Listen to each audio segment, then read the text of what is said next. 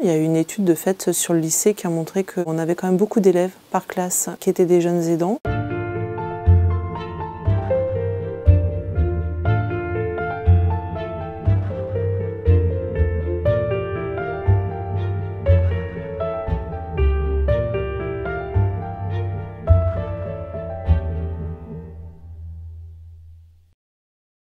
Mon père, il a été renversé par une voiture. Du coup, il a tout le temps besoin de l'aide des autres, il est plus autonome.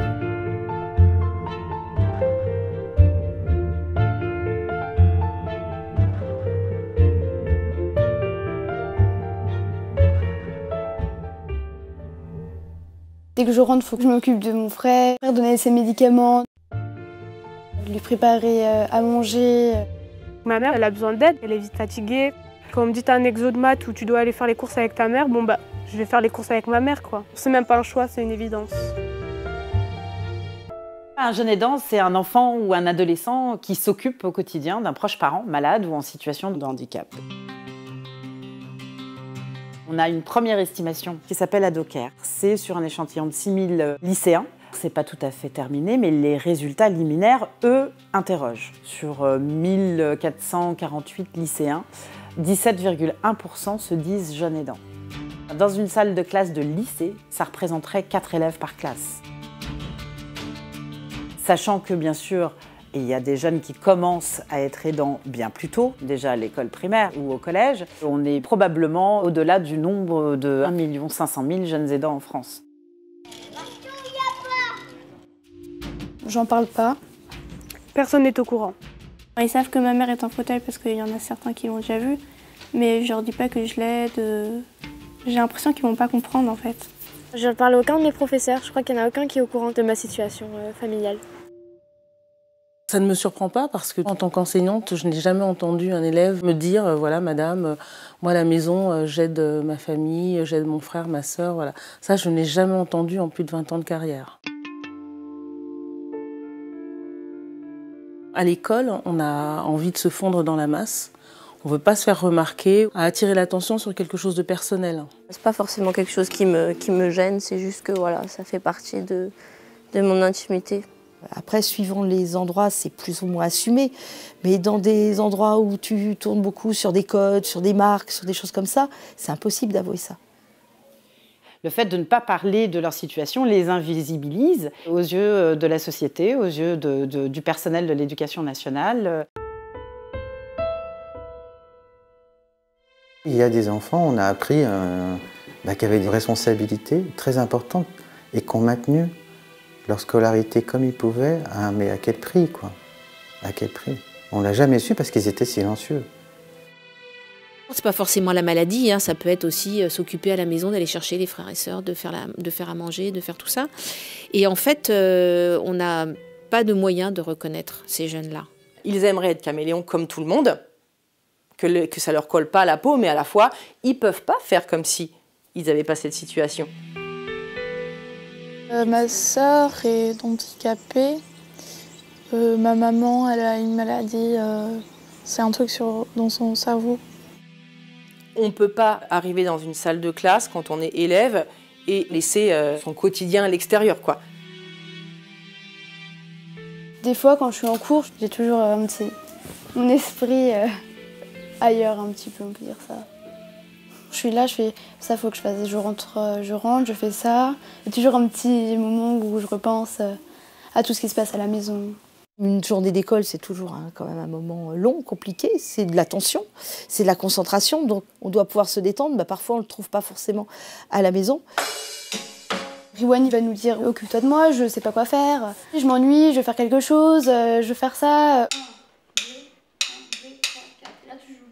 Du coup, ça me laisse moins de temps. Ils n'ont pas de pause, ces enfants-là. Les profs, comme ils ne connaissaient pas vraiment ma situation, pour eux, c'est que je voulais pas travailler, que j'y allais juste pour faire plaisir à mes parents, sauf que pas du tout. Je veux réussir dans mes études. Je pense repérer un jeune aidant sans n'avoir aucun élément, c'est pas possible. C'est-à-dire qu'il faut absolument qu'il y ait de la parole et de la communication. Il faut avoir du temps à leur consacrer, du temps pour parler, en dehors des moments de classe, parce que ce n'est pas dans les moments de classe que ça peut gérer. Donc ça peut gérer sur des moments informels, des récréations, des midis, des départs en classe verte, des choses comme ça. Au retour des vacances de la Toussaint, en gros, je me sentais vraiment pas bien et j'ai senti que j'arrivais à un craquage. Et donc du coup, c'est ma mère qui a contacté le lycée. C'est son professeur principal qui est venu me voir en me disant « J'ai un élève dans ma classe qui a des difficultés familiales, qui doit aider son papa, etc. Donc, que pouvons-nous faire ?» Moi, je pense que c'est notre rôle d'essayer de faire en sorte que l'école lui apporte des facilités et ne crée pas des problèmes en plus que ce qu'il a déjà à la maison. Auparavant, c'était pas dit. Hein. Moi, dans le début de ma carrière, on me disait on n'est pas des assistantes sociales, on est là pour l'école. Enfin, une séparation, un cloisonnement, voire même une défense. On a une fonction, on porte une fonction, on représente l'État quand même. L'intérêt général doit primer. Comme il était jeune aidant et que nerveusement et au niveau de la fatigue, c'était quand même quelque chose qui était physique, on a essayé de mettre en place un PAI avec l'aide aussi de l'assistante sociale pour qu'officiellement ce soit reconnu et qu'il puisse suivre des cours par le CNED, donc par l'enseignement à distance, qui soit pris en charge par le lycée. Que ce ne soit pas la famille qui soit obligée de payer ces cours-là. Faire quelques matières par le CNED pour m'alléger l'emploi du temps, ça me permet d'être plus productif de manière générale dans toutes les matières, du coup c'est bien. D'où l'intérêt d'alterner, de ne pas avoir que les cours par correspondance, mais d'avoir les deux. Voilà. Il ne faudrait surtout pas que ce soit considéré comme un privilège. Et c'est là où il faut rappeler aux gens, mais est-ce que ce jeune, il préférerait pas être à l'heure tous les jours, qu'on lui exige d'être à l'heure tous les jours parce qu'il le peut, plutôt de lui exiger quelque chose qu'il ne peut pas donner parce qu'il a dormi, au lieu de dormir 10 heures ou 8 heures, il n'en a dormi que 4, et en plus pas d'un coup. Si je dors en classe, c'est parce que j'ai passé des nuits sans dormir, quoi. Pas forcément une nuit, quoi. Même ceux qui arrivent en retard, ils arrivent. Hein. Ils viennent, ils s'accrochent à l'école. Ça, c'est formidable. Hein. Vraiment, c'est quelque chose de fort. Hein, vraiment. Et là, on s'incline.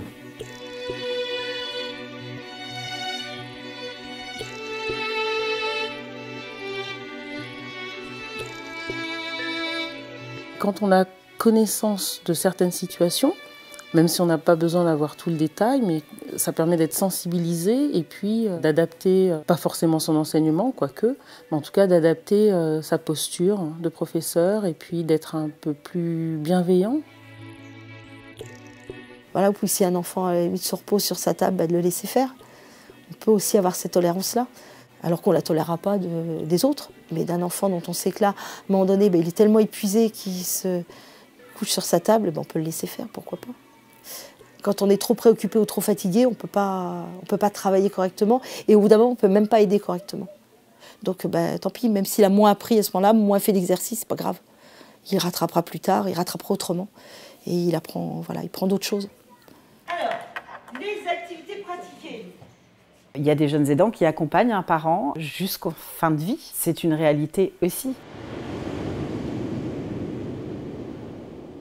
En 2016, nous avons fait une grande enquête, école et orphelins, avec l'IFOP, qui nous a montré que c'est en moyenne 1 à 2 enfants par classe à partir d'un certain âge qui ont perdu un parent ou leurs parents. Et c'est vrai que c'est une situation qui est assez méconnue dans notre société. Et puis, dans cette enquête, nous avions aussi interrogé les enseignants ou le personnel de l'éducation nationale qui sont souvent démunis par rapport à cette situation. J'ai perdu ma mère très jeune, j'avais 5 ans je crois. En arrivant en CP, malheureusement, ça s'est super mal passé parce qu'il y avait une fille dans ma classe qui disait à tout le monde de ne pas parler avec moi parce que s'ils parlaient avec moi, leur mère allait mourir aussi. Et de ce fait, j'ai eu un peu tous les CP qui étaient contre moi. Si le jeune perd un de ses parents et que c'est dans l'année en cours, normalement on est au courant, par la CPE, par le professeur principal, ça oui. Maintenant, si ça s'est passé l'année d'avant, par exemple, on ne le sait pas forcément. Du coup, la fête des mères en primaire, c'était dur parce qu'il y avait tout le monde qui faisait les cadeaux pour leur maman. Il fallait écrire des fois des mots. Et moi, j'avais pas de maman, donc je savais pas quel mot j'allais lui écrire en fait. Je me rappelle que je pleurais tout le temps.